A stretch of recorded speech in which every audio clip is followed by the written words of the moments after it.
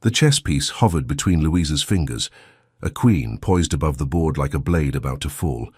Across from her, the Duke of Gravenmore leaned back in his chair with the lazy confidence of a man who'd never lost anything that mattered. "Checkmate in 4 moves," he said, his voice carrying just loud enough for the men gathered around their table to hear.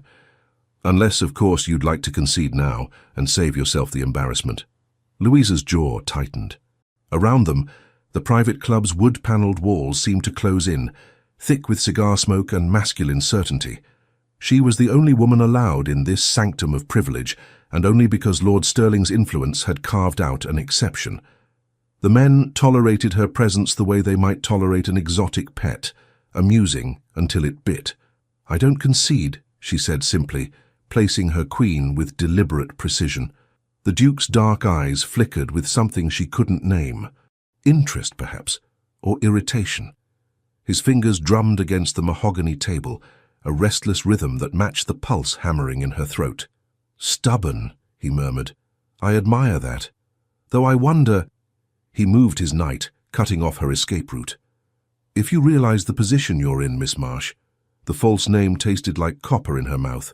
Eliza Marsh, daughter of Lady Whitmore's governess, a convenient fiction that allowed her to exist in this space without destroying her real life. Without disappointing her father, who expected his daughter to be everything proper society demanded, demure, accomplished in watercolors and pianoforte, silent in the company of men. Here she could be something else entirely. "I realize exactly where I am, Your Grace." She moved her bishop, opening a diagonal line of attack. "The question is whether you do." A ripple of murmurs circled the watching crowd. The Duke's mouth curved, not quite a smile, but close enough to be dangerous. Fascinating. He leaned forward, and she caught the scent of bergamot and something darker. "Tell me, Miss Marsh, if you win this match—" His voice dropped to a purr. "What would you ask for?" "To be left alone to play chess in peace." How disappointingly practical. His rook swept across the board. "If you win this match, I'll marry you." The words landed like a slap. Several men laughed, the easy, dismissive sound of those who'd never been the punchline. Louisa's vision tunneled, her fingers white-knuckled against the edge of the table. "How generous," she said, acid dripping from each syllable. "To offer a prize I'd sooner feed to the ravens than accept." The Duke's eyes widened fractionally. Then that almost smile returned, sharper now. "Well then, I suppose you'll have to lose, won't you? For your own protection." "I don't lose." "Everyone loses eventually, Miss Marsh." He captured her knight with casual efficiency. "The trick is choosing when." 3 moves later, she proved him wrong. The room erupted in shocked exclamations. Lord Stirling's booming laugh cut through the noise, delighted and triumphant. Lady Cassandra, watching from her chair near the window, the only other woman permitted as Louisa's chaperone and sponsor, raised her teacup in silent salute. And the Duke of Gravenmore stared at the board as if it had personally betrayed him. "Impossible," someone muttered. "She got lucky," another voice dismissed. Louisa rose, smoothing her skirts with hands that wanted to shake but wouldn't. "Thank you for the game, Your Grace. Perhaps next time you'll remember not to underestimate your opponent." She turned to leave, but his voice stopped her. "Miss Marsh." She looked back. The Duke was standing now, tall enough that she had to tilt her chin up to meet his eyes. In them she saw no anger, only that unsettling interest, burning brighter than before. "I always keep my promises," he said quietly, "even the foolish ones." "Then perhaps you should make fewer of them." She walked away before he could respond, before the trembling in her legs could betray her. Behind her she felt his gaze like a physical weight, following her across the room until she disappeared into the corridor beyond. In the safety of the shadows, Louisa finally allowed herself to breathe. She'd won, and somehow, she suspected, she'd just made everything infinitely more complicated. 4 years ago, Louisa Thorne had discovered 2 truths about herself. The first, she was very good at pretending. At home in her father's modest estate, she was the perfect daughter. She embroidered. She practiced scales on the pianoforte until her fingers cramped. She nodded at appropriate intervals during her father's lectures on propriety and duty, while inside her mind mapped chess strategies and calculated probabilities. The second truth, She was exceptional at chess. Lady Cassandra Whitmore had taught her. During that first summer, Louisa and her brother Oliver had come to stay at their aunt's fashionable London residence. Their father's sister had married well, and each summer she invited her niece and nephew to her townhouse for the season. A chance for connections, for advantageous matches, for climbing the precarious ladder of society. Louisa had hated every suffocating moment of it, until she'd met Lady Cassandra at a garden party, and the older woman had seen something in her eyes that made her extend an unexpected invitation. "So you look," Lady Cassandra had said, "like a woman dying of thirst at a very tedious well." She'd been right. Lady Cassandra was a widow with independent wealth, unconventional opinions, and a complete disregard for what society thought she should do with her life. She believed women deserved education, choice, and the freedom to be more than ornamental. The ton tolerated her because her money made her useful, but the men found her threatening. Louisa found her intoxicating. That first summer, Lady Cassandra had taught her chess. The second summer, she'd introduced her to Lord Geoffrey Sterling, a nobleman who'd been unsuccessfully courting Lady Cassandra for years and who shared her progressive views about women's capabilities. When he'd seen Louisa play, he'd proposed something audacious. "There's a tournament," he'd said. "Invitation only. The finest players in England. All men, of course, because apparently chess requires testicles." Lady Cassandra had laughed at that. "But I have influence. I could get you in." She'd be destroyed, Lady Cassandra had warned. Not at chess, she's brilliant, but socially. The moment her real name attached to this, her reputation would be gutted. Then we don't use her real name. And so Eliza Marsh had been born, the daughter of Lady Cassandra's governess, raised in the household, educated beyond her station. Not quite a servant, not quite a lady, existing in that grey space that made the story believable. The first time Louisa had entered that private club, her knees had shaken so badly she'd thought they might give out. The men had stared at her like she was a curiosity in a museum. She'd won her first match through sheer stubbornness and spite. After that, Lord Sterling's influence and her own careful cultivation of a humble, grateful persona had secured her place. She complimented her opponents extravagantly. She attributed her victories to luck. She smiled and deferred, and made herself as unthreatening as possible, except when she played. Then she was merciless. For 3 years this had worked. 3 years of summer tournaments, of feeling fully alive only when she sat before a chessboard, and her mind could finally run free. This year, everything had changed. This year, the Duke of Gravenmore had arrived. "You humiliated him," Lady Cassandra said later that evening, as they prepared for dinner in her guest quarters at the tournament estate. The tournament operated like a house party from hell. Players and sponsors stayed on Lord Carlisle's sprawling property for a week. Matches held throughout the day, formal dinners each evening where Louisa was expected to remain quiet and invisible. "He humiliated himself," Louisa corrected, fastening the clasp on her simple necklace. As Eliza Marsh, she couldn't wear anything too fine. The irony wasn't lost on her. She had access to her aunt's jewels, but here she had to dress like a governess's daughter. "I simply played chess." "You destroyed him in 4 moves after he'd mocked you in front of half the club." Lady Cassandra's reflection smiled in the mirror. "It was magnificent, but dangerous." "Why?" Louisa turned to face her mentor. "I've beaten dozens of men here. Why is he different?" "Because he's a duke, darling. Because he's young, handsome, and too intelligent for comfort. Because unlike the others, he doesn't look at you like you're a curiosity." Lady Cassandra's expression grew serious. "He looks at you like you're a puzzle he intends to solve." A chill traced Louisa's spine.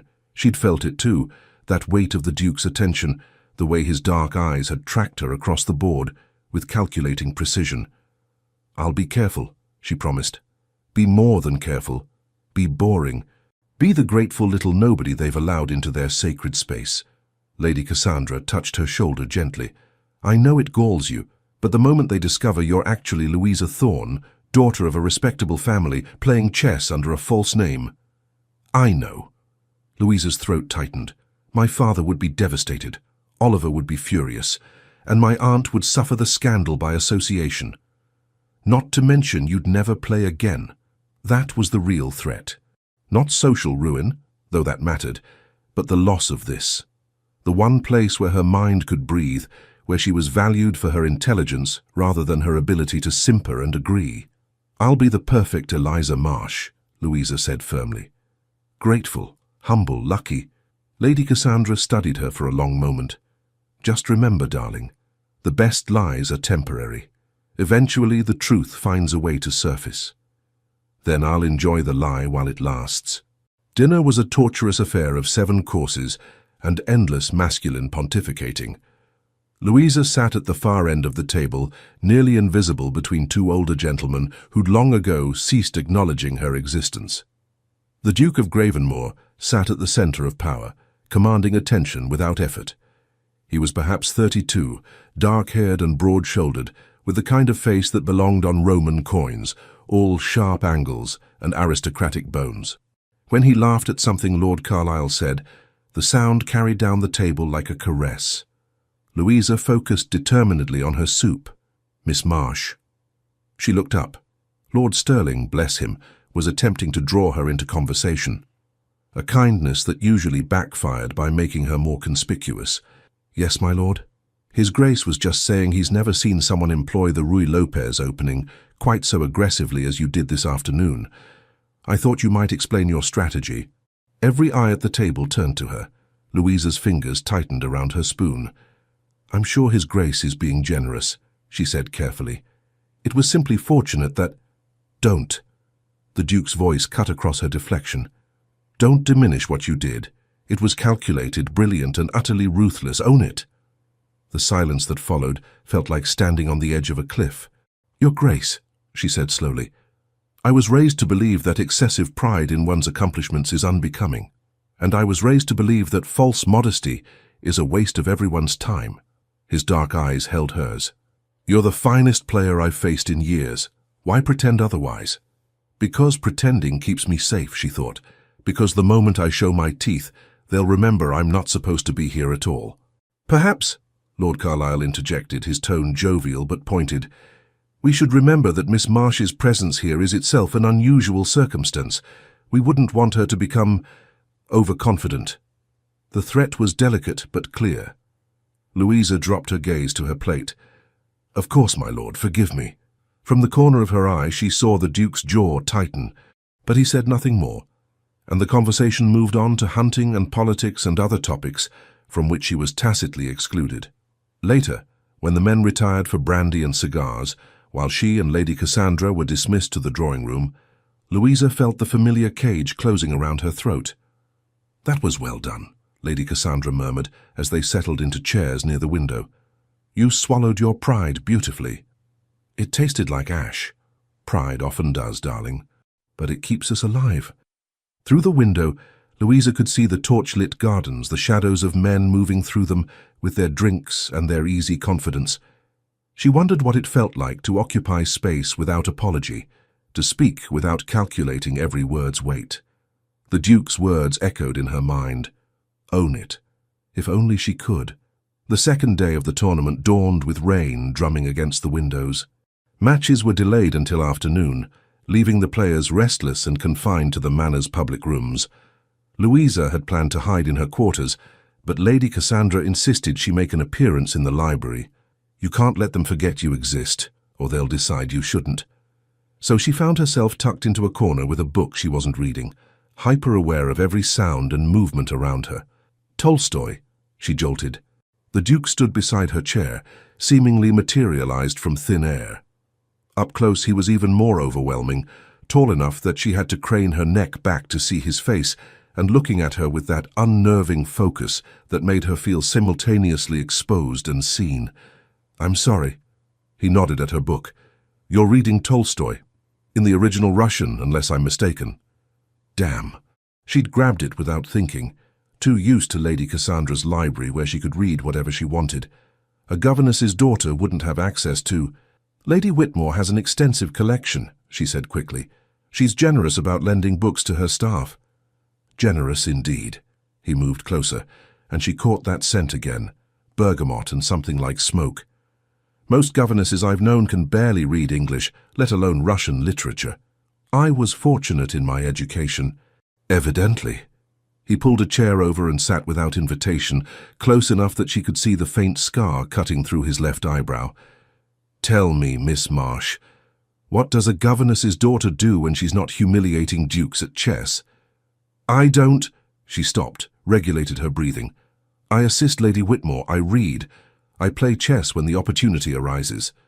And this opportunity arises every summer, for 3 years running? Her pulse kicked against her ribs. Lord Sterling has been kind enough to sponsor my participation. Sterling's kindness is legendary, almost as legendary as his decade-long pursuit of Lady Whitmore. The Duke's mouth curved. Tell me, does she ever put the poor bastard out of his misery? I wouldn't presume to speculate about Lady Whitmore's private affairs. Of course not. That would require opinions, and you're far too well-behaved for those. He leaned back, studying her. Except at the chessboard. There you have opinions, strong ones, devastating ones. Chess is different. Is it? Or is chess the only place you're allowed to be honest? The observation landed like a knife between her ribs. She forced herself to meet his eyes, to keep her expression neutral. Your Grace, I'm not sure what you're implying. I'm implying that you're not who you claim to be. His voice dropped lower, intimate, and dangerous. I'm implying that everything about you, the way you move, the way you speak, your education, your posture, suggests a woman born to a very different life than serving as companion to a governess's charge. Her blood ran cold. That's absurd. Is it? He reached out, and for one heart-stopping moment she thought he might touch her. Instead, his fingers hovered above her wrist, pointing. You're wearing a ring. Simple gold band, but old. Quality craftsmanship. Family heirloom, I'd wager. Odd thing for a governess's daughter to possess. She'd forgotten about the ring. Her grandmother's ring, worn so constantly, she no longer noticed its weight. It was my mother's, she said, which was true. She died when I was young. I'm sorry. And he sounded it, genuine sympathy softening his features. But it doesn't explain why you're here. Why a woman with your obvious intelligence and education would be content to exist in the margins, pretending to be less than she is. Perhaps I'm exactly what I appear to be, and you're seeing complexity where there's only simplicity. No, he said it with absolute certainty. I'm an excellent judge of character, Miss Marsh, and you are many things, but simple isn't one of them. She should leave, should excuse herself and retreat to safety. But something in his tone, not mockery, not threat, but genuine curiosity, kept her rooted. Why does it matter to you? She asked quietly. Because I've never met anyone quite like you. He said it simply, without artifice. Because you beat me at chess and made it look effortless. Because you're wasting your gifts playing for the amusement of men who can't even appreciate what they're witnessing. He paused. And because when I offered to marry you yesterday, you looked at me like I'd offered you a pile of manure. Despite everything, she felt her lips twitch. You mocked me in front of a room full of men. What reaction did you expect? Fair point. He grinned, a real smile this time, devastating in its warmth. In my defense, I was trying to unsettle you. You were winning far too easily. Perhaps you should simply play better, Your Grace. The words were out before she could stop them, sharp and clever and entirely un-Eliza Marsh-like. The Duke's eyes lit up with something fierce and delighted. There she is, he murmured, the woman underneath all that careful politeness. Hello. Her cheeks flamed. I should go. Why, because you forgot to be boring for 30 seconds? He leaned forward, elbows on his knees. Stay. Talk to me. Just for a moment. Be whoever you actually are. I don't know what you mean. Liar. The single word hung between them, not an accusation, but an observation. An invitation.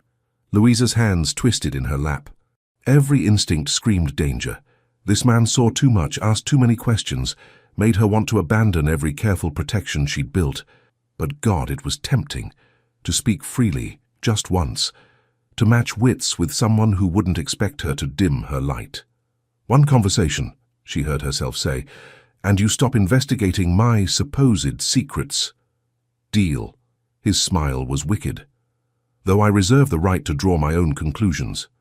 You'll draw them regardless. True. But now at least you'll have some influence over the evidence I collect. Despite herself, she laughed. It escaped before she could trap it, genuine and unguarded. The Duke's expression shifted, something raw and hungry flashing across his features before he controlled it. "That," he said softly, "is the first real sound I've heard you make. Do it again. I don't perform on command, Your Grace." "Julian," he said it firmly, "if we're going to have honest conversation, let's start with names." "That would be inappropriate. Miss Marsh, you're sitting alone in a library with a notorious bachelor duke, allowing him to interrogate you about your mysteries. We've already crossed inappropriate. Might as well enjoy the view from here." He had a point. And there was something intoxicating about this, the verbal sparring, the way he looked at her like she was the most interesting thing in the room. Dangerous. So dangerous. "Julian, then," she said, testing the name on her tongue. "Though only here. In public. In public, you'll call me Your Grace, and I'll pretend not to notice the way your eyes roll when I say something you find idiotic." He shifted his chair closer. "Tell me about chess. How did you learn?" Safe territory. She could talk about chess without revealing too much. "Lady Whitmore taught me. She's exceptional. I've heard. Sterling won't shut up about her brilliance. It's actually rather sweet, watching a grown man turn into a lovesick puppy." He paused. "She taught you and you surpassed her?" "I wouldn't say—" "Don't." He cut her off gently. "Remember, no false modesty in this conversation." Louisa exhaled slowly. "Yes, I surpassed her. Within 2 years I could beat her almost every time. She says I see the board like a battlefield, 3 moves ahead, calculating probabilities, anticipating responses. You do. I watched you yesterday. Your eyes," he gestured vaguely, "they go distant when you're calculating, like you're seeing something the rest of us are blind to. Chess is logic, patterns. If you understand the patterns, the moves become inevitable. Life doesn't work that way." "No," she agreed quietly. "Life is far more complicated." "Is that why you prefer chess? Because it makes sense?" The question pierced something tender. She looked away, focusing on the rain-streaked windows. "I prefer chess because it's the only place where my intelligence is an asset instead of a liability, where being clever is celebrated instead of suspicious, where I can win and it matters." The confession hung between them, more honest than she'd intended. Julian was quiet for a long moment. "That's desperately sad," he said finally. "That's reality. Maybe, but it doesn't have to be." He reached out, and this time his fingers did brush her wrist. The lightest touch, there and gone. "You're brilliant, Miss Marsh. Whoever you really are, whatever circumstances brought you here, you're extraordinary. And the fact that you have to hide that to exist in this world is an indictment of everyone who made the rules." Something in her chest cracked open. She stared at him. This duke who'd mocked her yesterday and was now saying the most dangerous things. Dangerous because they made her want to believe them. "Why are you telling me this?" "Because I think you need to hear it." His expression was serious, almost fierce. "Because in 2 days I've watched you make yourself smaller to accommodate the egos of lesser men, and because—" He stopped, jaw working. Because I haven't been able to stop thinking about you since you wiped the floor with me yesterday, and I'd very much like to know who you are when you're not pretending." Her breath caught. This was a mistake. A terrible, beautiful mistake. "I can't," she whispered. "I can't be that person here. Too much is at risk." "Then be her with me. Just in these moments, let me see you." It was the wrong thing to say, and exactly the right thing. Louisa felt the walls she'd carefully constructed begin to tremble. "One conversation," she heard herself repeat. "Just this once." His smile was soft, almost reverent. Just this once. But they both knew it was a lie. That evening, Louisa played against a pompous viscount who talked throughout the entire match about his supposed strategies, while consistently making obvious mistakes. She beat him in 20 moves, complimented his creative approach, and escaped before he could corner her for another lecture. She was halfway across the club's main hall when she heard the crash. The sound came from the refreshment area, glass shattering, a man's strangled cry. Louisa spun toward the noise, her heart lurching. Lord Rothmore was on the floor convulsing. His face had gone an alarming shade of purple, foam flecking his lips. Around him, men stood frozen in shock. "Someone get a doctor!" Lord Stirling's voice cut through the paralysis. He dropped to his knees beside the stricken man, trying to hold him still. Lady Cassandra appeared at Louisa's elbow, face pale. Dear God. The doctor arrived within minutes. Lord Carlisle kept one on staff during the tournament. He examined Rothmore quickly, his expression grave. "Poison," he announced. "Someone poisoned this man." The room erupted in chaos. Accusations flew. Men backed away from the refreshment table as if it might explode. Lord Carlisle called for order, his face mottled with rage. "How? When? Who would dare—" "The wine," the doctor said, pointing to an overturned glass near where Rothmore had fallen. "It's the only thing he consumed." Louisa's stomach dropped. She looked at the glass, cut crystal distinctive pattern, the same pattern as the glass she'd been served earlier that evening, the same glass she hadn't drunk from yet. She must have made a sound, because suddenly Julian was beside her, his hand gripping her elbow. "That was meant for you," he said quietly, his voice hard as granite. "That was your glass. You can't know that. I do know that. I watched the servant pour your wine and set it on that table before you finished your match. Rothmore must have taken it by mistake." Horror washed through her. Someone had tried to poison her. Someone in this room wanted her gone badly enough to kill. "Why?" Her voice came out thin. "I've done nothing. You've beaten half the men here. You've made fools of their pride." Julian's grip tightened, almost painful. "And someone decided you'd embarrassed them one too many times." Lord Stirling pushed through the crowd, Lady Cassandra close behind. His face was thunderous. "Miss Marsh." "Your Grace." He looked between them, jaw clenched. "We need to speak privately now." They adjourned to a small parlour off the main hall. Lord Rothmore had been carried away, still breathing but barely. The doctor thought he might survive. The dose hadn't been quite enough to kill a man of his size, but it would have been more than enough for Louisa. "This ends now," Lord Stirling said flatly. "Miss Marsh, you're withdrawing from the tournament. It's not safe." "No." The word escaped before she could think. "I won't be driven out by some coward who can't accept losing. You nearly died tonight." "But I didn't. And if I leave now, they win. Whoever did this, they get exactly what they wanted." "Better they win than you die." Lady Cassandra's voice was sharp with fear. "Louisa, be reasonable." She'd used her real name. In the stress of the moment, the fiction had cracked. Julian's eyes narrowed, but he said nothing. "I'm being perfectly reasonable," Louisa insisted. "I'm the best player here. I've earned my place. I won't be scared away."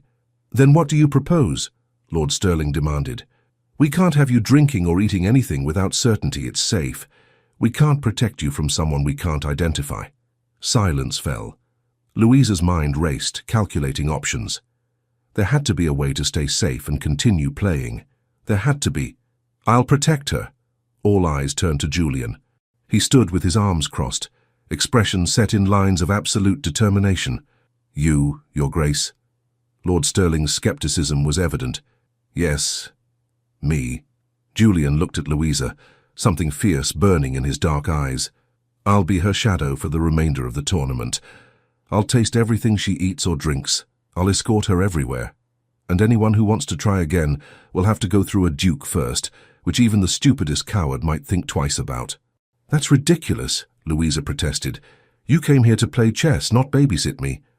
"I can do both, and frankly, keeping you alive is more important than winning matches." "Why?" The question burst out before she could stop it. "Why would you do this? You barely know me." His jaw worked. For a moment she thought he wouldn't answer. Then, "Because you're the most interesting person I've met in years.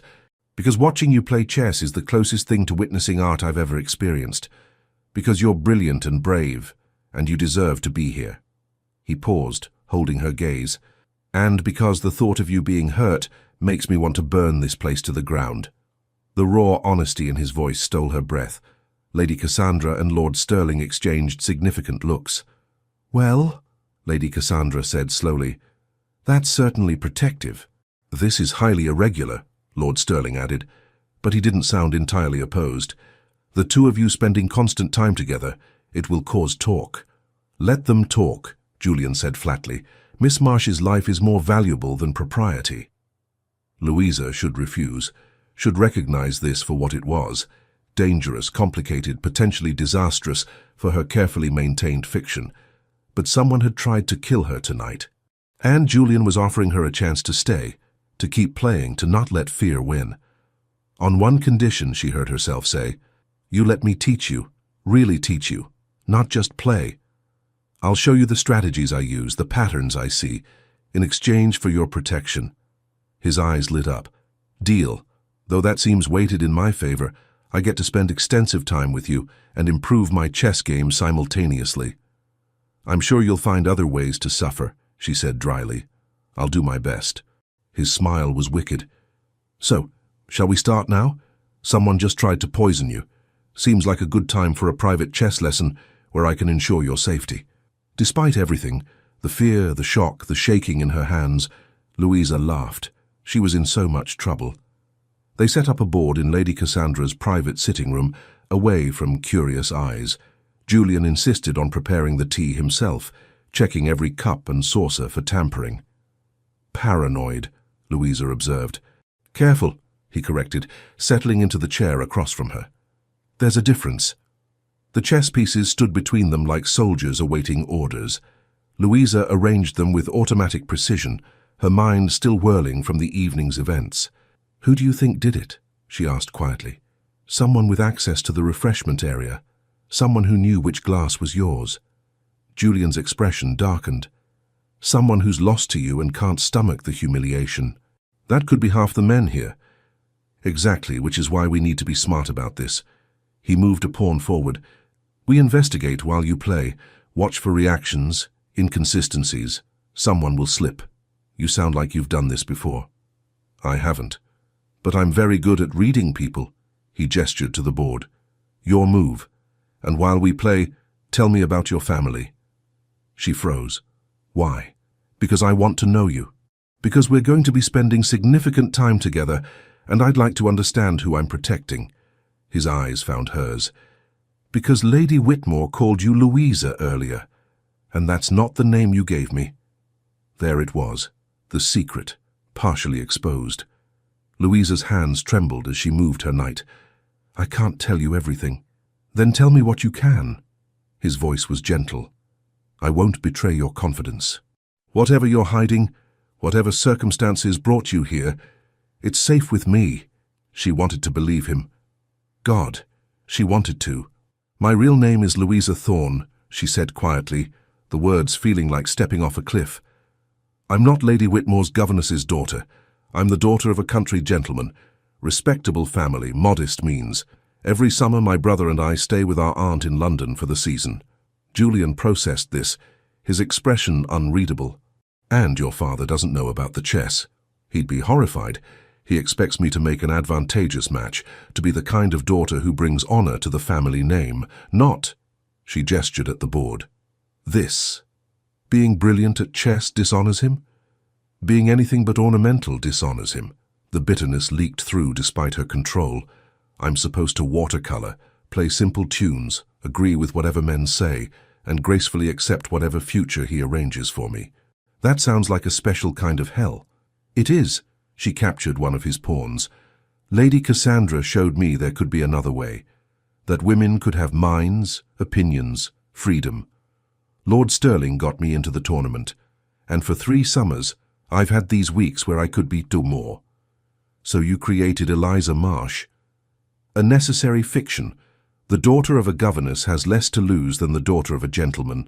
And if anyone discovered my real identity, your reputation would be destroyed. Your family would suffer the scandal. Your father would lock you away from anything resembling freedom. Julian's voice had gone cold with fury. And these bastards who claim to value honor would ruin you for being too intelligent. Yes. The single word held years of frustration, fear, resentment. They played in silence for several moves. Julian's strategy had improved. He was learning to think 3 steps ahead to anticipate her responses. Good. She liked opponents who challenged her. Louisa, he said finally, may I call you that? when we're alone. The intimacy of it made her pulse race. If you must.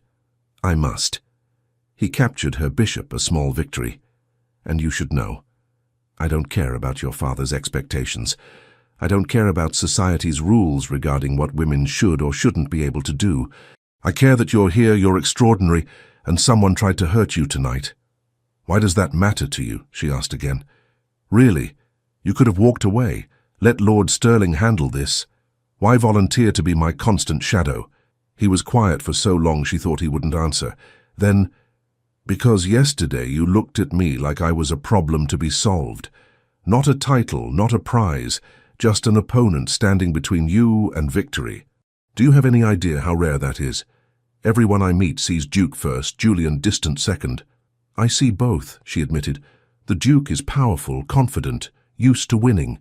Julian is curious, clever, and doesn't like losing. She moved her queen. Check. He smiled, studying the board. And which do you prefer? Julian. The Duke is useful for protection, but Julian is the one I'm teaching chess to. Good answer. He countered her check, but she'd already seen the trap. So, we've established you're hiding your identity, I'm protecting you from would-be poisoners, and we're both pretending this is solely about chess instruction. What else would it be about? Louisa. He said her name like a prayer and a curse. You're not stupid, you know exactly what this is about. Her throat went dry. I don't. You beat me at chess and I couldn't stop thinking about you. You gave me that razor-sharp response yesterday, and I wanted to hear every thought in that brilliant mind. You spoke honestly to me this afternoon and I... He stopped, jaw clenched. I haven't felt this intrigued by another person in years, possibly ever. You're attracted to me because I'm a challenge, she said, fighting to keep her voice steady. Once you solve the puzzle, the interest will fade. Is that what you think? It's what I know. Men like you, powerful men, men with options, you want what resists you. The moment I become easy, available, understood, I'm no longer interesting.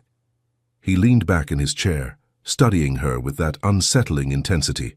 You have a low opinion of my character.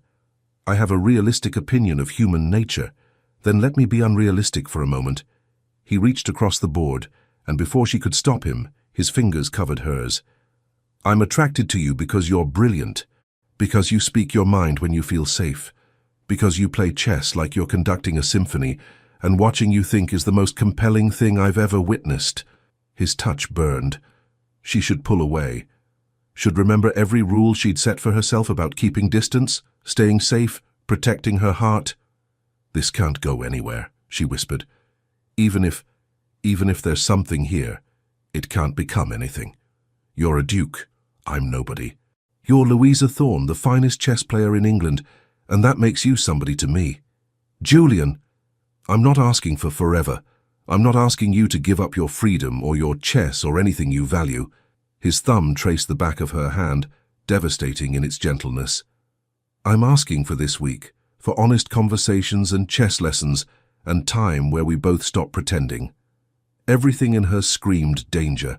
This man saw too much, made her want too much. If she let him in even a little, she'd only make the inevitable ending more painful. But God, she was tired of being careful, tired of swallowing every true thing she wanted to say. 1 week, she heard herself agree. We investigate who tried to poison me. You protect me during the tournament. I teach you chess, and when this is over, we go back to our lives. No strings, no expectations, no promises.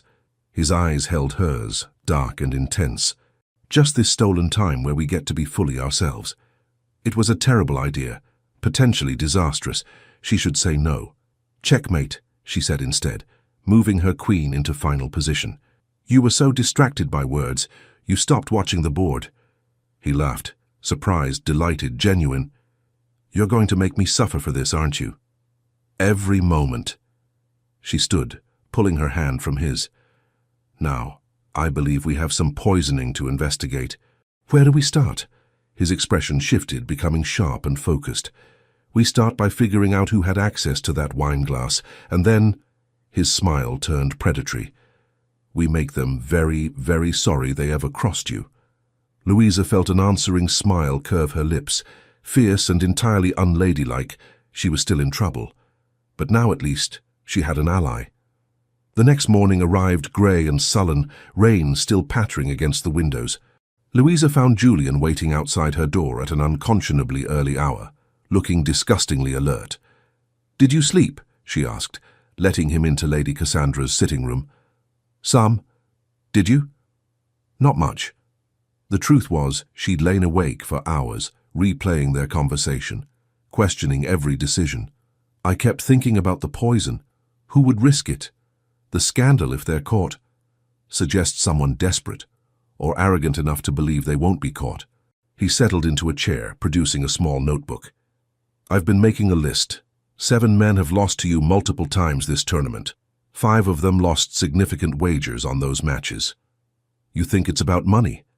Money, pride, or both. Men do stupid things when their egos are bruised and their purses are lighter." He flipped open the notebook.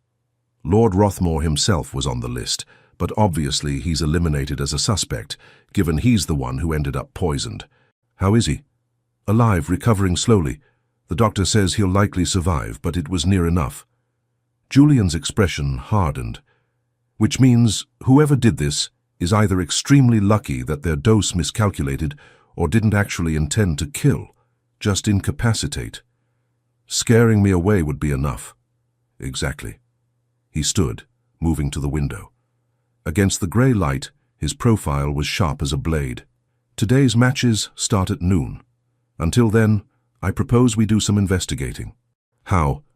"By being observant, watching reactions when we're together, seeing who seems nervous, guilty, or overly interested in your well-being." He turned back to her. "And by very publicly establishing that you have a Duke's protection. That alone might make our poisoner think twice about trying again. You want to make a spectacle of us. I want to make it clear that harming you means answering to me." His tone left no room for interpretation. "Is that acceptable?" It should horrify her, the attention, the speculation it would cause, but instead she felt something warm unfurl in her chest, protected, defended, seen, dangerous feelings. "Acceptable," she agreed, "though Lady Cassandra will have opinions about propriety." "Lady Cassandra," said the woman in question, sweeping into the room, "has opinions about survival overriding propriety. If His Grace wants to parade around as your guardian, I'm hardly going to object." She fixed Julian with a pointed look. "Though I will note that protecting someone and compromising them are dangerously close concepts, Your Grace. I have no intention of compromising Miss Thorne. See that you don't. She has enough challenges without adding ruined reputation to the list." Lady Cassandra poured herself tea. "Now, have you 2 brilliant strategists formed an actual plan, or are you just making eyes at each other?" Louisa's cheeks flamed. "We are not. Please. I'm old, not blind." Lady Cassandra's smile was knowing. "You, child, look at him like he's a particularly complex chess problem, and he looks at you like he's starving, and you're the only meal in sight. It's all very dramatic." Julian didn't even have the grace to look embarrassed. "Lord Sterling said you have a talent for cutting through nonsense, among other talents. Speaking of which, Geoffrey and I have been making inquiries of our own." She settled into her chair with the air of someone about to share delicious gossip. "It seems your poisoner may have shown their hand in another way." "How?" Louisa leaned forward. 3 days ago, before the tournament began, someone was overheard in White's making rather vicious comments about women playing chess. Specifically, about how certain women needed to learn their place. The speaker was Lord Craven. You beat him twice last summer, Louisa. He lost £50 on the second match. Julian's expression went cold. "Craven. I should have thought of him. He's known for holding grudges." "There's more. Yesterday afternoon, around the time the wine was poured, several servants saw a gentleman matching Craven's description loitering near the refreshment area. He claimed he was looking for a specific vintage." Lady Cassandra's eyes glittered. "But no one recalls him actually taking any wine." "That's damning," Louisa breathed. "But not proof." "No, unfortunately not." Julian was already moving toward the door. "But it's enough to confront him carefully." "Confronting a suspected poisoner seems unwise," Louisa protested. "Not confronting, observing, applying pressure." He looked back at her, something fierce in his expression. "You have a match against Craven today, don't you?" She checked the schedule. At 2 o'clock. Perfect. I'll be there. Highly visible, making it very clear that any attempt to harm you will be met with immediate consequences. His smile was sharp. And we'll see how he reacts to having a witness who won't look away. The match against Lord Craven took place in the club's main hall, a dozen other games happening simultaneously around them. But their table drew a crowd. Word had spread about the poisoning, about the Duke's protection, about the scandalous woman who played like a master. Louisa felt their stares like weights on her skin. Lord Craven sat across from her, his expression carefully neutral. He was perhaps 45, still handsome in a dissolute way, with the kind of mouth that looked cruel even when smiling. "Miss Marsh," he said pleasantly. "Shall we begin?" Julian stood behind her chair, a silent but unmistakable presence. She'd protested the positioning, too obvious, too intimate, but he'd been immovable. "If Craven is our poisoner," he'd said, "I want him to know exactly what stands between him and trying again." Now, as they arranged their pieces, Louisa watched Craven's face for any sign of guilt or fear. Nothing. He looked bored, if anything. "Terrible business yesterday," Craven said, moving his first pawn. "Poor Rothmore. I hear he's expected to recover?" "The doctor believes so," Louisa countered with her opening, "though it was a near thing." "Indeed. Makes one wonder what kind of monster would poison a guest at a gentleman's tournament." His eyes flicked up to hers. "I hope you're being careful, Miss Marsh. Clearly someone in our midst has unsavory inclinations." The concern sounded genuine. Too genuine. "I'm well protected," she said quietly. "His Grace has been kind enough to ensure my safety." "How gallant." Craven's gaze shifted to Julian, something unreadable passing across his features. Though some might say a duke playing nursemaid to a governess's daughter is beneath his station. Behind her, Louisa felt Julian tense. She spoke before he could. "Some might say attempting murder is beneath any station. Yet here we are." The words hung in the air like smoke. Craven's hand paused over his knight. "Are you implying something, Miss Marsh?" "I'm observing that cowardice takes many forms, some more lethal than others." She moved her bishop. "Your turn, my lord." For just a moment fury flashed across his face, raw and undisguised. Then it vanished behind that bland mask. "You speak rather boldly for someone in your position." "And what position is that, alive, competent at chess? Both seem perfectly acceptable positions to me." A few spectators laughed. Craven's jaw tightened, but he made his move. Too aggressive, too hasty, emotional. They played in silence for several moves. Louisa could feel the tension radiating from Julian, coiled and ready to strike at any provocation. The crowd watched with breathless attention, sensing drama beyond the chessboard. "You've made quite a name for yourself," Craven said finally, his tone conversational. 3 years of victories, impressive for someone so young, so inexperienced." "Experience is relative," Louisa replied, capturing his knight. "I've found that intelligence and study often surpass years of mediocre practice." Another flash of anger, another hasty move. She had him, not just in the game, in his self-control. He was unraveling, showing her exactly what she needed to know. This was the man who'd tried to kill her. "Tell me," Julian said suddenly, his voice cutting through the tension. "Lord Craven, where were you yesterday evening? Around the time the wine was poured?" Craven's gaze snapped up to the Duke. "I beg your pardon?"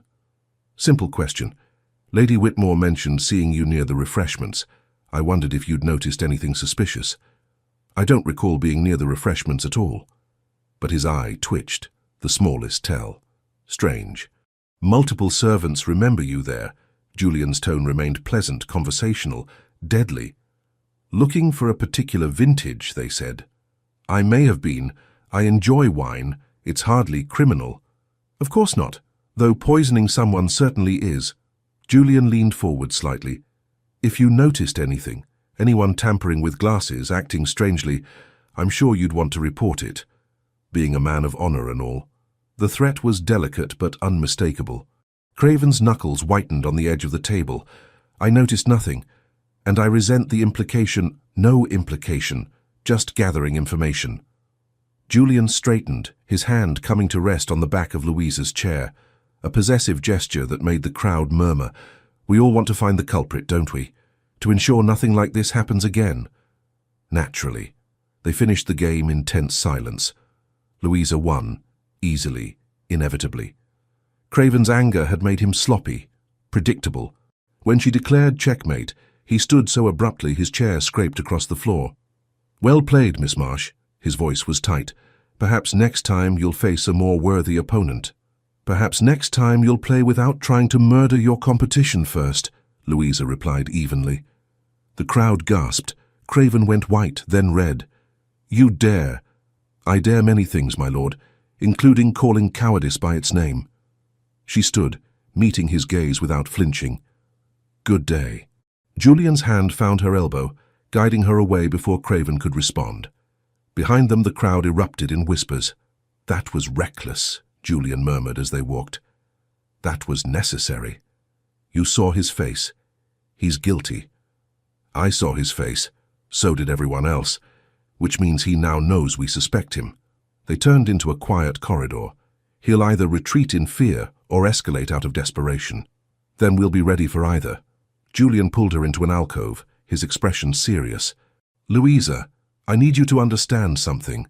Men like Craven, when they're cornered, they become dangerous. You backed him into a corner in front of witnesses. His pride won't recover from that. Good. Let him suffer. I'm trying to keep you safe, and you're deliberately provoking the man who tried to kill you. I'm making it clear I won't be intimidated. She lifted her chin. Would you prefer I cower? I'd prefer you alive. His hands came up to frame her face, the touch sending electricity through her veins. Promise me you'll be careful. Promise me you won't take any unnecessary risks. I promise I won't drink or eat anything you haven't tested first. Beyond that, she shrugged. I came here to play chess, Julian. I won't stop living because someone wants me dead. He stared at her for a long moment, something fierce and frustrated burning in his eyes. Then, you're going to drive me absolutely mad, aren't you? Probably. She smiled despite everything. Consider it practice for your patience. My patience, he muttered, is not the problem. But he didn't let go of her face. His thumbs traced her cheekbones with devastating gentleness, and for a breathless moment she thought he might kiss her. Instead, he stepped back, putting proper distance between them. Tonight, after dinner. Meet me in Lady Whitmore's sitting room. We need to plan our next move. Against Craven? Against whoever tries to hurt you next. His jaw set in hard lines, because now that he knows we're watching, he'll try something different. Something we won't anticipate. A chill traced Louisa's spine, but she refused to show fear. Then we'll anticipate everything, she said firmly. Come prepared for a long evening. I have several strategies to teach you. His expression shifted, humor breaking through the tension. I look forward to it. That night, Louisa found Julian already in the sitting room, a chessboard set up and a cold supper laid out. Every dish he'd prepared himself or watched being prepared. You didn't have to go to this trouble, she said, settling across from him. I told you I'm not taking chances. He pushed a plate toward her. Eat. You barely touched anything at dinner. I wasn't hungry. Liar. You were nervous about being in a room full of suspects. He speared a piece of chicken with his fork, ate it demonstratively. There, verified safe, now eat. She obeyed, discovering she was actually starving. They ate in companionable silence, the tension of the day slowly easing. Tell me about your brother, Julian said eventually. Oliver, wasn't it? Louisa stiffened. What about him? Lady Whitmore mentioned he's also in London this summer. Does he know about the chess? God, no. Oliver is... She searched for words. He's a good man. Loves me, wants what's best for me. But he's also conventional to his bones. He'd see this as shameful, dangerous. He'd try to stop me to protect me. From what? Excellence? From scandal. From choices he believes will harm me. She moved a chess piece absently. He means well. They all mean well. My father, my brother, even my aunt in her way. They want me safe and settled and proper. They don't understand that their vision of safety feels like suffocation. What do you want? Julian asked quietly. If you could have anything, complete freedom to choose your life, what would you want? The question pierced something deep. Louisa stared at the board, thinking, I want to play chess, not just in secret, but openly. I want to be respected for my mind instead of diminished because of my sex. I want conversations that challenge me, not vapid pleasantries about weather and needlework. She looked up, meeting his eyes. I want to wake up every day and feel fully alive, not half dead from pretending. Then that's what you should have. Julian, be realistic. Women like me don't get those things. We get marriages if we're lucky, loneliness if we're not, and spinsterhood if we refuse both. What if there was another option? Her heart kicked. What option? He leaned forward, elbows on his knees. What if you could keep playing? What if someone with enough influence ensured you had a place in the chess world regardless of your sex? Someone like a duke, you mean? Exactly like a duke. His expression was serious, intent. I have power, Louisa. More than I often know what to do with. If I declared you under my patronage, sponsored your participation in tournaments, it would look like I was your mistress. The words fell between them like stones. Julian's jaw worked. I won't lie and say there wouldn't be talk. There would be. Vicious, ugly talk. Then why suggest it? Because the alternative is watching you dim your light to survive, and I... He stopped, something raw crossing his face. I can't stomach that. Not when there's another way. A way that destroys my reputation and makes me dependent on your favor. No, thank you. She stood, pacing to the window. I appreciate the thought, Julian. Truly. But I won't trade one cage for another, no matter how gilded. Silence. Then his footsteps coming up behind her. You're right, he said quietly. I'm sorry. That was thoughtless of me. It was kind of you. Misguided, but kind. She turned to face him. This is why it can't be more than this week. You're a duke. You think in terms of power and patronage and protection. I'm just trying to survive with my autonomy intact. You're not just anything, Louisa. His voice was low, intense. You're extraordinary, and you deserve a world that recognizes that without requiring you to become someone's possession in exchange. The words lodged in her throat like tears. That world doesn't exist. Then perhaps we should create it. Julian, I know. 1 week. No strings. No futures. His hand lifted, tucked a strand of hair behind her ear. But for this week, let me imagine better. Let me pretend we could build something where you're free, and I'm worthy of you. You don't need to be worthy of me. You're a duke. And you're the woman who beat me at chess and made me question everything I thought I knew about intelligence, courage, and what matters. His thumb traced her jaw. Title means nothing compared to that. She should step back, should remember all the reasons this was impossible. Instead, she swayed forward, closing the distance between them. This is a mistake, she whispered. Probably. His breath ghosted across her lips. Are you going to stop me? I should, but will you? She answered by rising on her toes and kissing him. It was soft at first, tentative, testing. Then his arms came around her, and the gentleness shattered into something desperate and consuming. He kissed like he played chess, strategic, focused, devastating. When they finally pulled away, both unsteady, Louisa's head was spinning. Still a mistake? Julian asked roughly. Absolutely. But she was smiling, though perhaps a worthwhile one. I'll accept that compromise. He rested his forehead against hers. We should probably talk about what this means. It means we have 4 more days of the tournament, 4 more days where we can be honest with each other. And then we go back to reality. Yes. He pulled back enough to meet her eyes. I don't like that plan. Neither do I. But it's the only one that doesn't end in disaster. There's something you should know. His expression turned serious. I wasn't entirely honest earlier. When I said I came here to play chess, that's not the only reason. Her stomach tightened. What do you mean? My father died 6 months ago. I inherited the title, the estates, the responsibilities, and along with them the expectations. He moved to the window, shoulders tense. Every mother with a marriageable daughter has been throwing her at me since the funeral. Every fortune hunter, every social climber. They see a young duke, and they smell opportunity. That must be exhausting. It's suffocating. I came here to escape it, to have 1 week where I was just Julian playing chess, free from the marriage market. He laughed bitterly. And then I met you, and suddenly freedom felt like the loneliest thing in the world. Louisa's throat ached. What are you saying? I'm saying I understand why you want autonomy, why you fear becoming someone's possession, because I'm living the flip side of that, being the possession everyone wants to claim. He turned back to her. And I'm saying that what we have, these stolen moments where we're both just ourselves, it's the realest thing I've felt in months. She crossed to him, taking his hand. Then let's not waste it on what we can't have. Let's just be here, fully present, for these 4 days. And after we'll survive.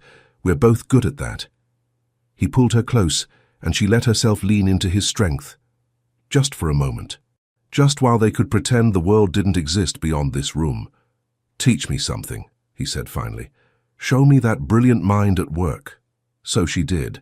They played chess until the candles burned low, and between moves she taught him to see patterns he'd never noticed, to think probabilistically, to anticipate not just the next move, but the cascade of consequences that followed.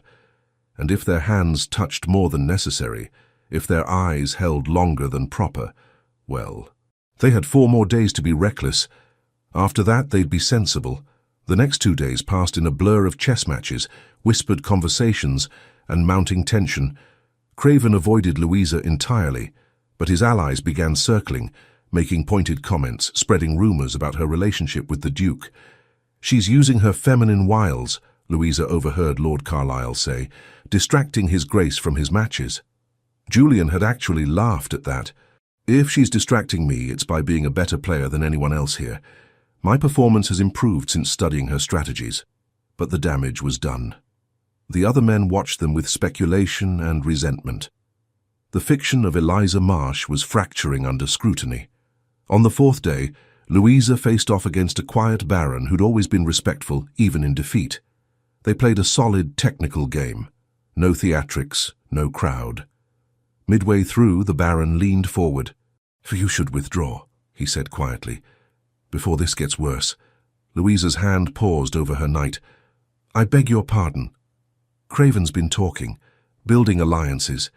He's convinced several men that your presence here is inappropriate, that Lord Stirling's patronage and the Duke's protection are evidence of moral corruption. The baron's expression was pained. I don't agree. But I wanted you to know. There's a faction forming. They want you banned from future tournaments. Her blood ran cold. They can't do that. They can if enough powerful men agree, and Craven's very persuasive when he wants to be.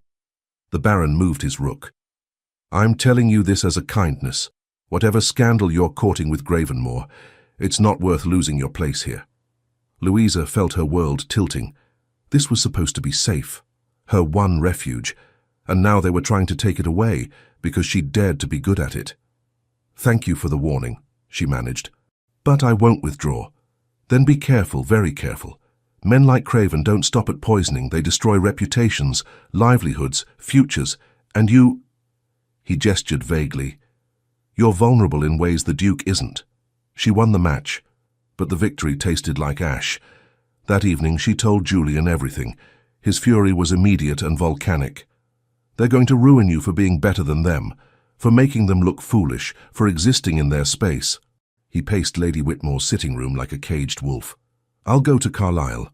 I'll threaten to withdraw my patronage from the entire tournament if they even think about... That will only make it worse, Louisa interrupted. They'll see it as proof that I'm using you, that I'm corrupt. I don't care what they think, but I do. She caught his arm, stopping his pacing. Julian, my reputation is all I have. If I lose that, I lose everything, not just chess, but any hope of a decent future. Then marry me. The words hung in the air like a grenade. Louisa stared at him, certain she'd misheard. What? Marry me. If you're my Duchess, they can't touch you. They can't ban you or ruin you or... Stop! She stepped back, shaking. You can't mean that. I'm completely serious. You're being ridiculous. We've known each other 4 days. You don't marry someone after 4 days. People marry for far worse reasons than genuine admiration and intellectual compatibility. He closed the distance between them. Louisa, I care about you, I respect you, I want you safe. If marriage accomplishes that, marriage accomplishes making me your property, making every victory mine become yours by extension, making me lose myself entirely. Her voice cracked. Is that what you want? I want you protected. I want to be free. The words exploded out of her. Don't you understand? Marriage is the cage I've been running from. It doesn't matter if the cage is gilded or if my captor is kind. It's still imprisonment. Julian recoiled as if she'd struck him. That's what you think I'm offering? A cage? Isn't it? You're a duke, Julian. Even if you mean well, even if you genuinely care, you have power over me in every way that matters. As your wife, I'd be yours, legally, socially, completely. And maybe you'd let me play chess, maybe you'd encourage it, but it would always be your permission, your allowance, your grace. I would never, you wouldn't mean to, but it would happen anyway because that's how the world works. Tears burned her eyes. I don't want your protection if it costs my autonomy. I'd rather face whatever Craven throws at me and survive on my own terms. Silence fell between them, heavy and aching. I'm sorry, Julian said finally, his voice rough. You're right. I wasn't thinking about what you need, only about fixing the problem. As if you're a problem to be fixed rather than a person with agency. I know you meant well. Meaning well isn't enough. He ran a hand through his hair, frustrated. So what do we do? How do I help without taking away your choices? She thought about it, her mind racing through strategies and consequences. We finish the tournament. We identify Craven's allies and undermine their coalition. We make it clear that banning me would mean losing significant patronage, not just yours, but Lord Sterling's, potentially others. She straightened her shoulders. And we let the chess speak for itself. If I keep winning, keep proving my worth, they can't dismiss me as easily. And if they ban you anyway, then I find another way, another tournament, another opportunity. I'm good at surviving, Julian. I've been doing it my whole life. He looked at her with something like awe. So you're extraordinary. I'm stubborn, there's a difference. No, you're extraordinary. He crossed to her, taking her hands. And for what it's worth, I'm sorry I tried to solve this with power instead of partnership. Tell me what you need from me. Keep being you, keep watching my back, keep teaching me that not all powerful men are threats. She squeezed his fingers. And when this is over, let me go without making me feel guilty for choosing freedom. Pain flickered across his face. You're really going to walk away at the end of this? We both agreed. I know what we agreed doesn't make it easier. He pulled her close, and she let herself melt into his embrace. 4 days ago, I thought I wanted freedom. Now I think I just wanted you. Her eyes burned. Don't say things like that. Why not? It's true. Because it makes everything harder. She pulled back to look at him. Julian, we can't do this. We can't build something real in 5 days and expect it to survive the world beyond here. Why not? Because you're a duke who needs to marry well and produce heirs, and I'm a woman who wants to play chess and choose her own life. Those things don't coexist. They could if we let them. No, they can't. She stepped out of his arms, wrapping herself in resolve. We have 1 more day of matches. Let's focus on that. On keeping me safe and winning. We can face the rest when it comes. He looked like he wanted to argue. Instead, he nodded slowly. 1 more day, then the final matches. Then the final matches, she agreed. Neither of them mentioned what came after. The tournament's final day arrived with sharp, brilliant sunshine. Louisa woke with her stomach in knots, knowing she faced her most important matches yet. But first, she had to implement her plan. She found Lord Sterling in the breakfast room, looking grim. I heard, he said without preamble. Craven's coalition. They're planning to present a formal petition to Carlisle after the final matches, requesting your ban from future tournaments. How many signatures? 7 so far. They need 10 to force Carlisle's hand. Then we have to ensure they don't get 10. Louisa sat across from him, her mind working through angles. Who's wavering? Who might be convinced to refuse signing? They spent an hour strategizing, identifying targets. Lord Sterling would speak to some. Lady Cassandra would charm others. Julian would deploy the subtle threat of a duke's disapproval. It was manipulation, pure and simple. Louisa hated it. But she hated the alternative more. The morning matches went by in a blur. She won 2, drawing a third when her opponent played defensively. By afternoon, only 4 players remained in contention for the tournament's top honours: herself, Julian, Craven, and a young Viscount who'd surprised everyone with his strategic prowess. The semi-finals would determine the final match. Louisa drew the Viscount. Julian drew Craven. She could barely focus on her own match, too aware of the battle happening across the room. Julian and Craven faced each other like generals at war, every move weighted with history and hatred. "Your move, Miss Marsh." She jolted back to her own board. The Viscount watched her with concerned eyes. "Forgive me," she murmured, making her move. Distracted.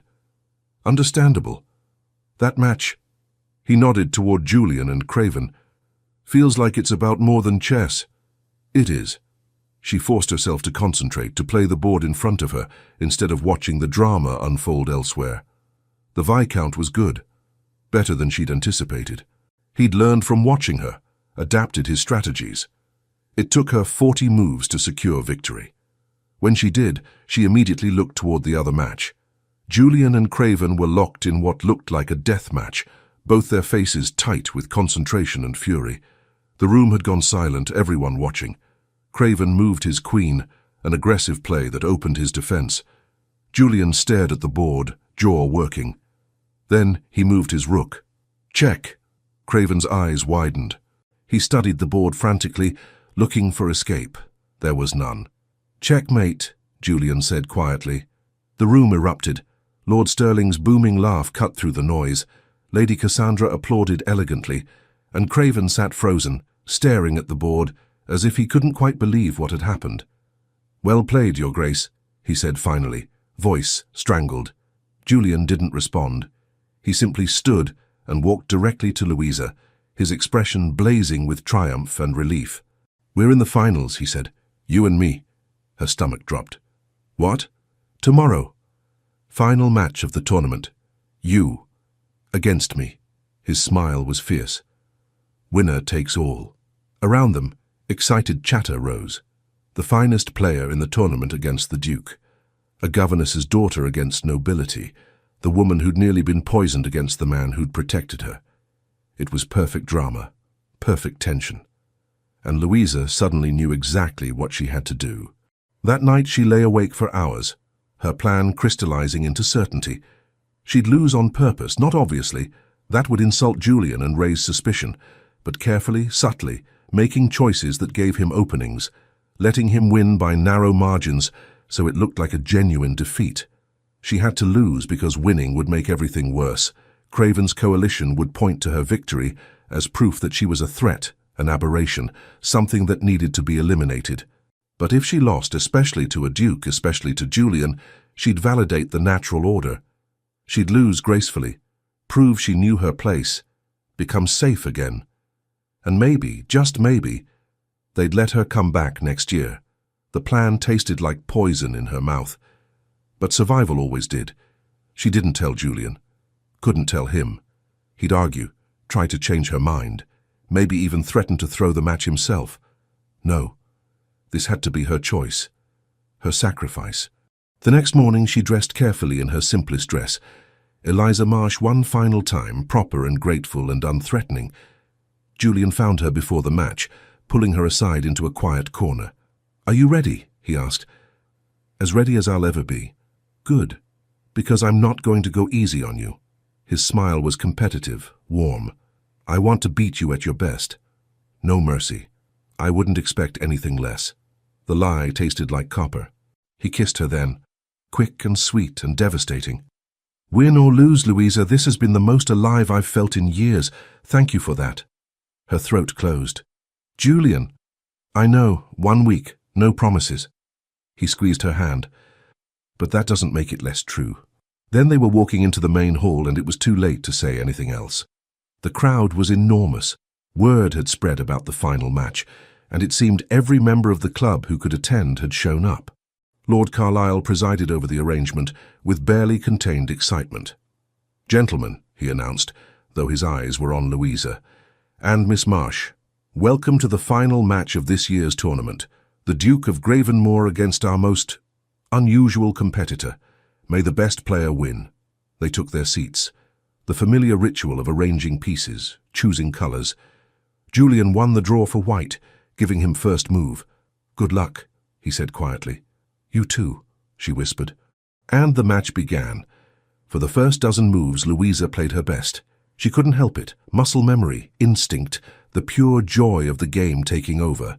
She and Julian traded pieces, maneuvered for position, tested each other's defences. The crowd watched in breathless silence. Then at move 15, Louisa made her choice. She moved her bishop, a defensive position when she should have attacked. It left her vulnerable to Julian's knight, sacrificing control of the centre board. Julian frowned, studying the move. He had to see it was wrong, had to recognize she could have done better. "Are you sure?" he asked quietly. "Quite sure." He moved his knight, capitalizing on her mistake. And just like that, the momentum shifted. Over the next 20 moves, Louisa slowly, carefully, allowed Julian to dismantle her position. Nothing obvious. Each mistake looked plausible, like a miscalculation or an overlooked consequence. But together, they added up to inevitable defeat. She could see the confusion in Julian's eyes. Could see him trying to understand why she was playing beneath herself, but he kept playing to win, just as she'd known he would. At move 42, Louisa moved her queen into a position that left her king exposed. Julian studied the board, his expression tight. "Louisa," he murmured, too quiet for anyone else to hear. "What are you doing?" "Playing chess, Your Grace." "No. You're letting me win." Her pulse hammered. "I'm simply playing. If you see a winning move, I suggest you take it." He stared at her for a long moment. She held his gaze, silently begging him to understand, to let her do this. Finally, he moved his rook. "Check." 3 moves later. "Checkmate." The crowd erupted in applause and cheers. Lord Carlisle's voice boomed congratulations. Men clapped Julian on the shoulder, celebrating the return of natural order, a duke triumphing over a woman who'd gotten above herself. Louisa stood, curtsied gracefully. "Well played, Your Grace. You were the better player today." Julian's face was a mask, unreadable, but his eyes burned with something like betrayal. "Thank you, Miss Marsh. You played admirably." She fled before he could say anything else, before the crowd could trap her in their celebration. Lady Cassandra followed, catching up in the corridor. "What did you do?" the older woman demanded. "What I had to. You threw the match. You let him win." "I ensured my survival." Louisa's voice cracked. "Craven's petition, the coalition. If I'd won, Lady Cassandra, they'd destroy me. But this way you've destroyed yourself differently." Lady Cassandra grabbed her shoulders. "That man cares for you. And you just lied to him in the most fundamental way possible. He'll forgive me eventually, once he understands why. Will he? Or will he see it as proof that you don't trust him to protect you, that you'd rather sacrifice your integrity than accept his help?" Louisa's knees buckled. Lady Cassandra caught her, guiding her to a bench. "I did what I thought was right," Louisa whispered. "I know, darling. But sometimes doing what we think is right is just another way of being afraid." Louisa sat there, shaking, while the applause continued in the hall beyond. She'd saved her reputation, secured her future at the tournaments, so why did it feel like she'd lost everything that mattered? She avoided Julian for the rest of the day. It wasn't hard. He was occupied with victory celebrations, formal dinners, speeches, and she was just Eliza Marsh again, invisible at the margins. That evening, as she packed her things for departure the next morning, someone knocked on her door. Lord Stirling stood in the corridor, his expression grave. "We need to talk," he said. "Your brother is here." Her blood turned to ice. "What?" "Oliver Thorne arrived an hour ago. He's heard rumours about a woman matching your description playing in a men's tournament. He's furious, demanding explanations." Lord Stirling's face was sympathetic. "I'm sorry, Louisa. I tried to intercept him, but he insisted on seeing his sister immediately." This was it, the disaster she'd always feared. Discovery, scandal, the end of everything. Where is he? Lady Whitmore's sitting room. I've kept him contained there, but he's not patient and... Lord Stirling hesitated. The Duke is with him. Gravenmore insisted. Of course he did. Even angry, even betrayed, Julian was still trying to protect her. Louisa smoothed her skirts, lifted her chin. Whatever came next, she'd face it directly. She walked into the sitting room to find Oliver pacing like a trapped animal, Julian standing near the window with crossed arms, and Lady Cassandra perched in a chair with her usual unflappable composure. "Oliver," Louisa said quietly. Her brother spun toward her. He was 26, responsible and conventional, and convinced he knew what was best for everyone. Right now, he looked ready to explode. "Louisa, tell me it isn't true." "What isn't true?" "That you've been playing chess in a men's tournament, under a false name for years." Each word was bitten off sharply. "Tell me the rumors I heard are vicious lies." She met his eyes. "I can't tell you that." Oliver's face went white. "My God, you really... How could you? Do you have any idea what this means? The scandal, if anyone discovers? Father would be devastated. Our family's name would survive," she interrupted, "the same way it survives everything else. You don't understand what you've done, what you've risked. For what? For chess." He said it like it was the most ridiculous thing imaginable. "For myself," she said quietly. "For the chance to be more than ornamental. To use the mind God gave me for something that matters. Playing games matters. It matters to me." Oliver looked at Lady Cassandra.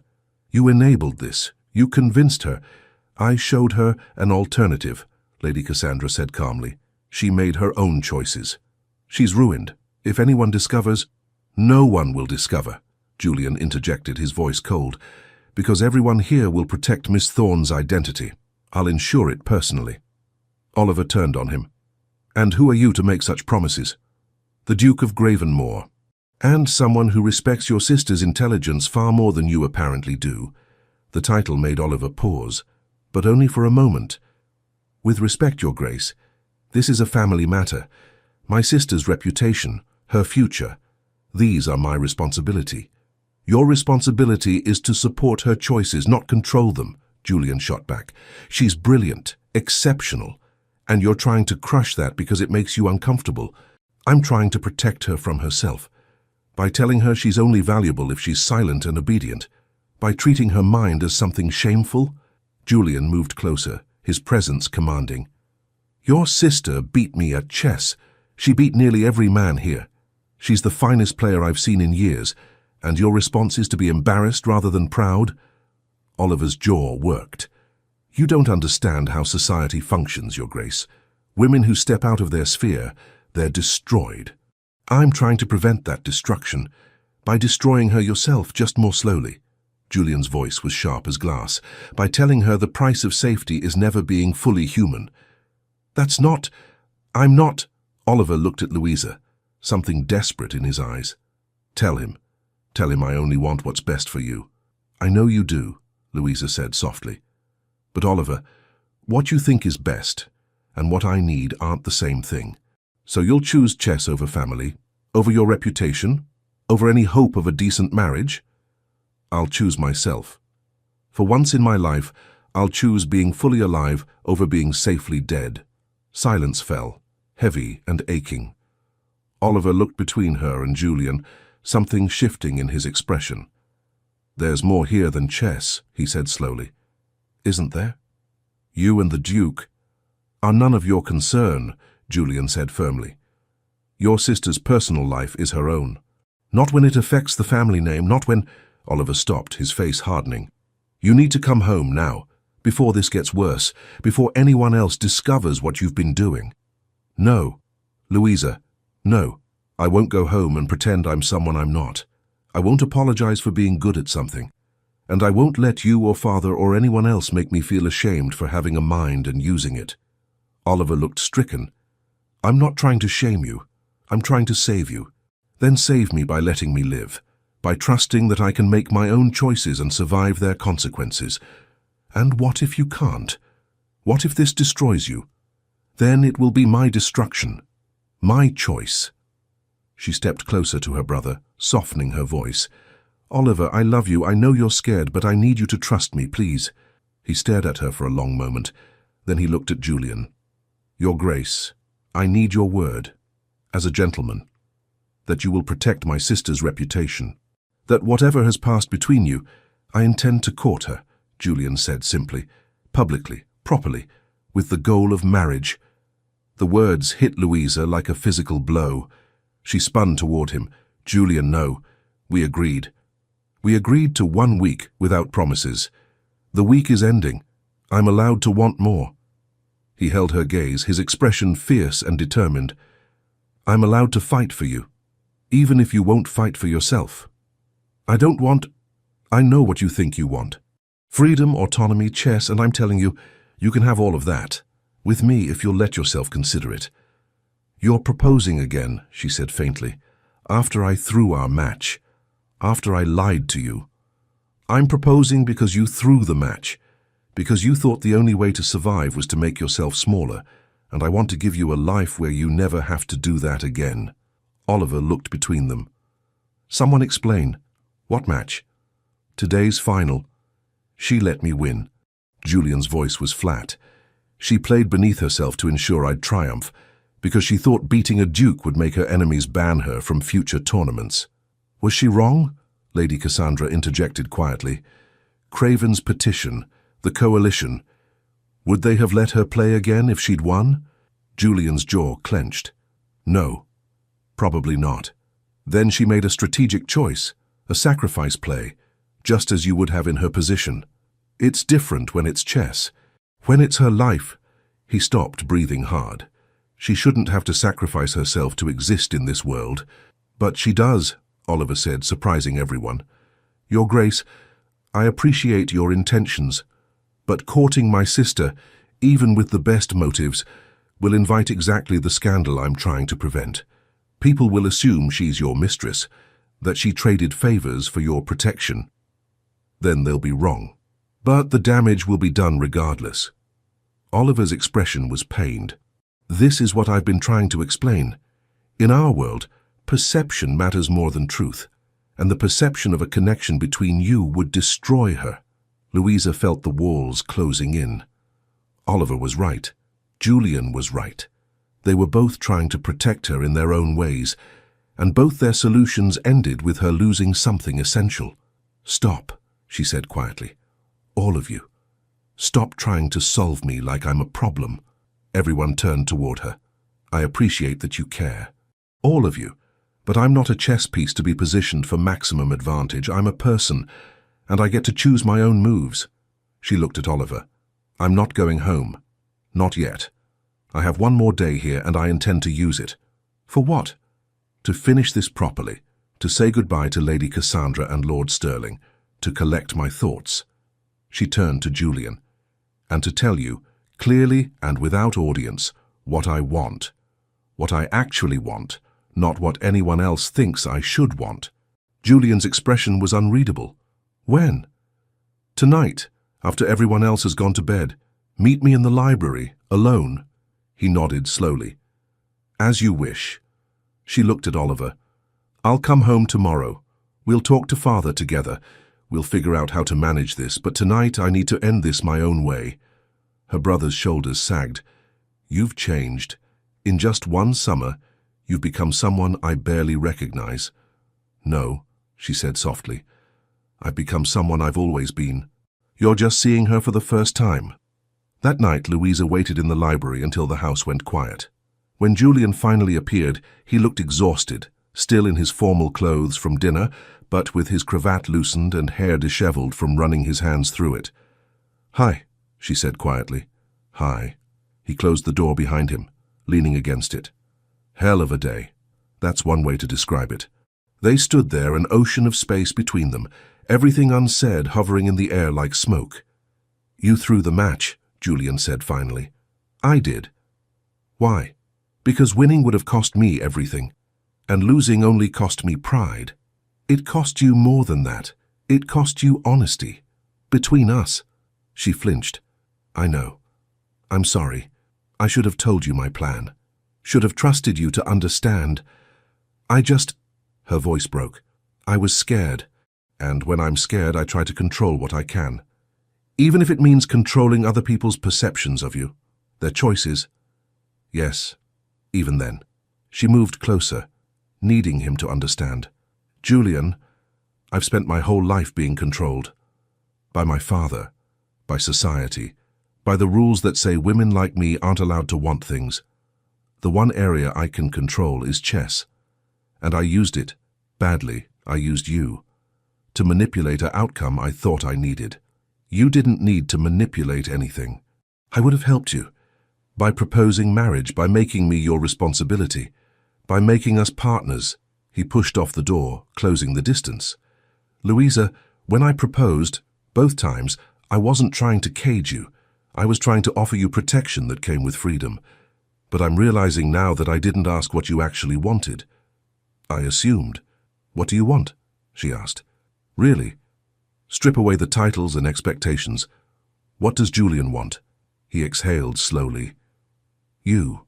In whatever form you'll let me have you. As a friend, as a chess partner, He stopped. As something more if you wanted that. But not at the cost of your autonomy. Never that. I want more too, she admitted. I want you. The man who sees me as a person first, who challenges my mind and respects my choices, but I'm terrified of what wanting you means. Why? Because you're a duke. Because even if you mean well, even if you genuinely believe in my freedom, the world doesn't work that way. Your wife would be your property, legally and socially, and tears burned her eyes. I can't survive being property again, even willingly given property. Julian was quiet for a long moment. What if we change the rules? You can't change the law. No, but I can change how we implement it. Settlements that protect your autonomy. Agreements that ensure your choices remain yours. Partnership instead of ownership. He took her hands. I know you don't believe it's possible, but what if we tried? What if we built something different together? And if it doesn't work? If the reality of marriage destroys what we have? Then we'll have tried. We'll have fought for something better instead of accepting what's always been. His thumbs traced circles on her wrists. Louisa, I'm not asking you to decide tonight. I'm asking you to consider it, to believe that another way might exist. She stared up at him, this impossible man who'd crashed into her carefully controlled life and made her want dangerous things. I'm still going home tomorrow. I know. I need time, space to think without everyone watching, judging. I understand. But, she swallowed hard, I want to see you again, after I've talked to my father, after I've figured out what I'm actually capable of wanting instead of what I think I should want. His expression softened. I'll wait, as long as you need. That's not fair to you. Let me decide what's fair to me. He leaned down, resting his forehead against hers. You're worth waiting for, Louisa Thorne, even if you don't believe that yet. She kissed him then, desperate and fierce and full of all the things she couldn't say. He responded with matching intensity, pulling her close like he could keep her there through sheer force of will. When they finally broke apart, both were breathing hard. I should go, she whispered, before someone finds us and makes Oliver's fears come true. Probably wise. But he didn't let go. Promise me something. What? That you'll keep playing. Whatever happens between us, don't give up chess. Don't make yourself smaller for anyone. I promise. If you promise something in return. Anything. Stop trying to save me. I don't need saving. I just need... She searched for words. Someone who sees me clearly and stays anyway. His smile was soft, almost reverent. I can do that. One more kiss. Gentle this time, sweet and full of possibility. Then Louisa forced herself to step away, to walk out of the library and back to her borrowed room. Behind her she heard Julian whisper, "Good night, Louisa." She didn't look back. 3 months later, the autumn tournament was smaller than the summer one. Fewer players, less spectacle. But it was open to all comers, and Lord Stirling had secured Louisa's invitation under her real name this time. No more hiding, Lady Cassandra had said firmly. You're Louisa Thorne, chess player. Anyone who has a problem with that can take it up with me. The months since summer had been complicated, Oliver had helped her navigate the conversation with their father, awkward, painful, but ultimately productive.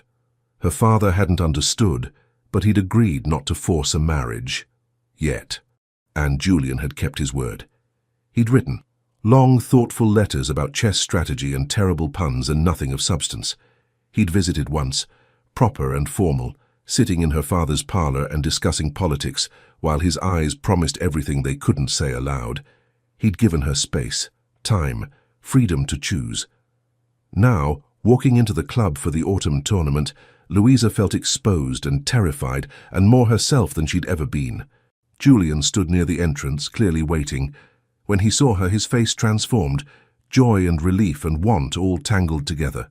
"Miss Thorne," he said, formally bowing. "Welcome, Your Grace." She curtsied, fighting a smile. "I hear you've been practicing. I've had an excellent teacher, even if she did let me win our last match. I'm hoping to correct that error today." His grin was wicked. "I'm counting on it." They'd been paired for an early match, tournament organizers clearly hoping for drama. The crowd was smaller but just as intense, watching to see if the woman who'd caused such scandal in summer could hold her own in autumn. Louisa and Julian sat across from each other, arranging pieces. Everything felt both familiar and new, the same ritual but without the lies, without Eliza Marsh, just herself, fully visible. "Ready?" Julian asked. "Absolutely." They played for 2 hours. No distractions, no provocations, just pure strategy and skill. Louisa felt her mind expand, calculating probabilities and seeing patterns. Julian had improved dramatically, pushing her harder than he had in summer. But she was better. At move 63, she moved her queen into final position. Checkmate. The room erupted in applause. Julian stared at the board, then started laughing. Genuine, delighted, free. "There she is," he said. "The real Louisa. Finally playing her best. Finally brave enough to win." She stood, extending her hand. "Well played, Your Grace." He took it, but instead of shaking, he held on. "Have dinner with me, tonight, properly. I want to court you, Louisa, publicly, if you'll let me." Every eye in the room watched them. She could hear the whispers starting, feel the speculation building, and she realized she didn't care. "Yes," she said clearly. "I'd like that very much." His smile could have lit the room. "Thank you." From the corner, Lord Stirling's booming laugh rang out. Lady Cassandra applauded elegantly, and somewhere in the back Louisa heard Oliver's resigned sigh. But she'd made her choice. She'd chosen herself, and the man who wanted her to be fully herself beside him. Everything else would figure itself out. Epilogue. 1 year later, the wedding had been small, intimate, and unconventional in every way that mattered. Louisa had insisted on settlements that protected her property, her choices, her autonomy. Julian's solicitors had been horrified. Julian had been delighted. "Whatever you need," he'd said. "Whatever makes you feel safe." Now, a year into marriage, Louisa sat in their London townhouse's library, a chessboard set up before her. Through the window, she could see the autumn tournament happening across the square. She'd played earlier, won her matches, and now waited for the finals. Julian would face Lord Stirling tonight. The older man had finally convinced Lady Cassandra to marry him, and his chess game had improved exponentially under her tutelage. The door opened. Julian appeared, still in his formal clothes from his semi-final match. "I heard you destroyed Lord Carlisle," he said, settling into the chair across from her. "In 20 moves. He still hasn't forgiven me for existing." "His loss." Julian moved a pawn. "Your game tonight is against the Viscount Ashworth." "He's good." "So am I," she countered. "Will you be there?" "Front row, always." He captured her pawn. "Though I'm hoping you'll come to mine afterward. Stirling's been insufferable since Cassandra started coaching him. I need you there to celebrate my inevitable victory." "So confident." "I learned from the best." They played in comfortable silence, the rhythm familiar after a year of evenings like this. Louisa had kept playing, kept winning. Julian had become her fiercest supporter and most challenging opponent. Marriage hadn't been a cage. It had been an expansion, more freedom, not less, because she'd found someone who made space for her to be fully herself. "I have news," she said quietly. Julian looked up. Good news? Complicated news. Lord Carlisle has agreed to open next summer's tournament to women. Officially. No more false names or special dispensations. His face lit up. That's incredible. You did it. You changed the rules.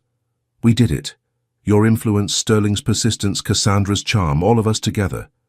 She moved her queen. Check. Damn. He studied the board. You're going to beat me, aren't you? Absolutely. Good. He moved his king, buying time. I've gotten used to losing to you. It's become rather charming. You're a terrible liar. True. I'm competitive, not delusional. He looked at her with warmth. Besides, losing to you means I get to watch you think. That's never a hardship. You're being sentimental. I'm being honest. He reached across the board, taking her hand. Checkmate, she said softly, making her final move. Julian studied the board, then laughed. I didn't even see it coming. You were distracted by sentiment. Guilty as charged. He stood, pulling her up with him. Come here. He wrapped his arms around her. I have a question, a rather important one. Another proposal. We're already married. Not a proposal. His voice turned softer, almost shy. More of a suggestion. About our future. Louisa pulled back to look at him. What kind of suggestion? The kind involving tiny chess players who might inherit your brilliance and my competitive nature. He smiled, a hint of nervousness in his expression. What would you think about an heir, a little Blackwood to terrorize the chess world in a few years? Her heart squeezed. I think that would be the greatest adventure yet. His eyes lit up. Really? Really? Though I reserve the right to keep playing tournaments even while carrying said heir, I wouldn't dream of stopping you. He kissed her forehead. You'll probably beat everyone while 7 months along just to prove you can. Absolutely, she grinned. And we'll teach them chess from birth. No gender restrictions in our house. None whatsoever. He pulled her closer. Boy or girl, they'll be free to be exactly who they are, just like their mother. Louisa felt tears prick her eyes. You're making me sentimental again. Good, I like you sentimental. He kissed her softly. So we're doing this? Building a family? We're doing this. She kissed him back. Now come on. Lady Cassandra is waiting to teach you her new strategy. Your strategy, you mean? My menace, she said fondly, for the rest of our lives. And somehow, that sounded exactly right.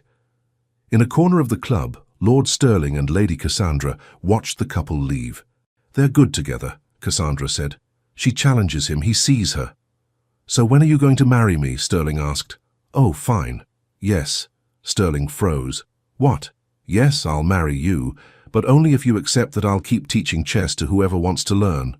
Yes, all of that, absolutely yes. He looked stunned. Really, after 12 years? You've proven you love me for who I am. You changed that girl's life. And Louisa showed me that partnership doesn't mean losing autonomy. It means finding the right partner. Sterling's grin could have lit London. I'm going to make you so happy. You already do, you ridiculous man. Sometimes the best victories aren't on the board at all. The end. Thank you for staying until the end of Louisa and Julian's story.